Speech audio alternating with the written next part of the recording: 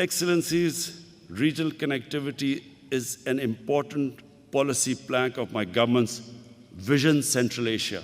Central Asian states are stable and growing economies, which offer big natural energy resources and a market of 80 million people. Similarly, Pakistan's unique geographical location provides the most economical and shortest available sea route for cost-effective transit trade through Gwadar and Karachi. We are developing Gwadar as an energy, trade, and logistic hub for the entire region to deepen regional integration. Commercial activities have commenced in Gwadar since March 2019. We would welcome cooperation between Gwadar and other ports of the region. China-Pakistan Economic Corridor, CPEC, is the flagship project of BRI.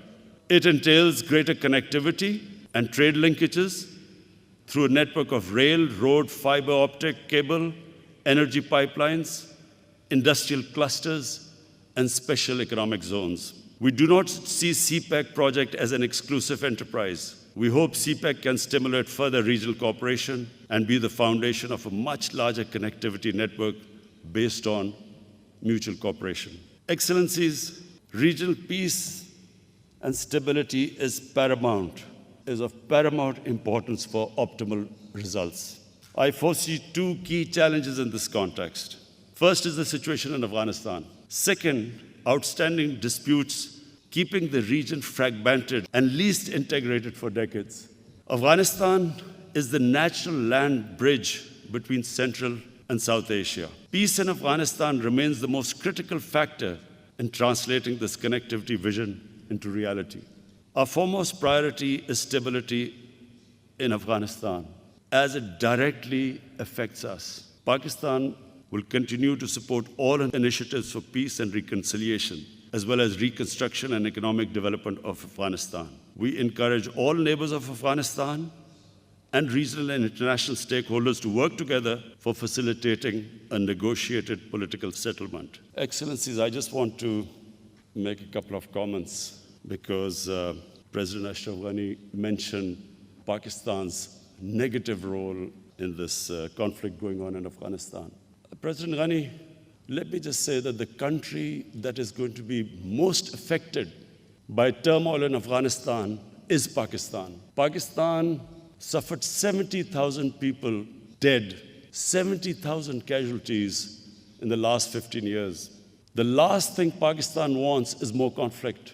Our economy is finally recovering from one of the most difficult phases which we've been through. And I repeat, the last thing we want is turbulence in Afghanistan. I can assure you that no country has tried harder to get Taliban on the dialogue table than Pakistan.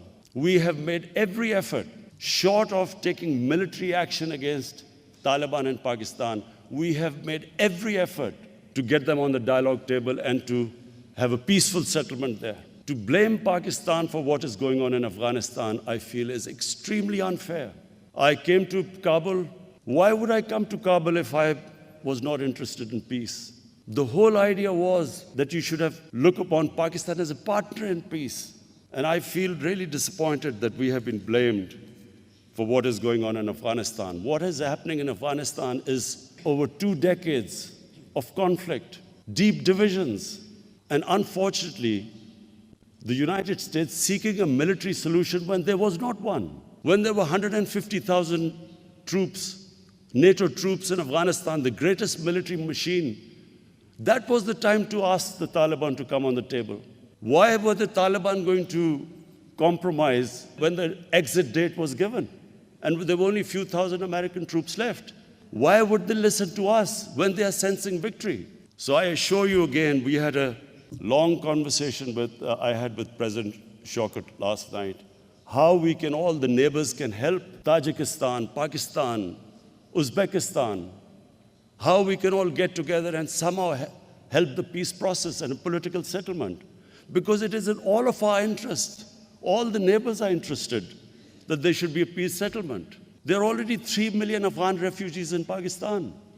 We are petrified that there will be another flow of refugees coming in, we do not have the capacity or the economic strength to bear another inflow of refugees.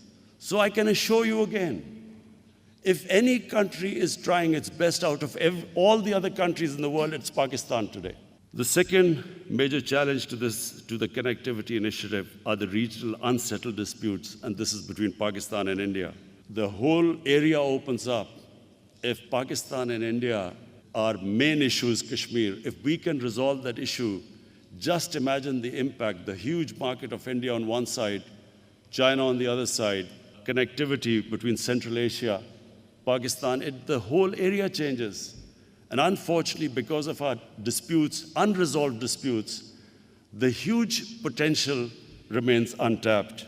Finally, once again, I want to congratulate President Shaukat and his team on successful launch of this extremely important initiative. President Shaukat, I want to, on behalf of my delegation, especially thank you for the great hospitality you've shown us. The dinner last night where you organized a mix between Uzbekistan cultural show and Pakistan cultural show has deeply touched us, because the extent you went to make us feel, to show your hospitality and make us feel at home. I want to especially thank you from all my delegation of your hospitality. Thank you very much.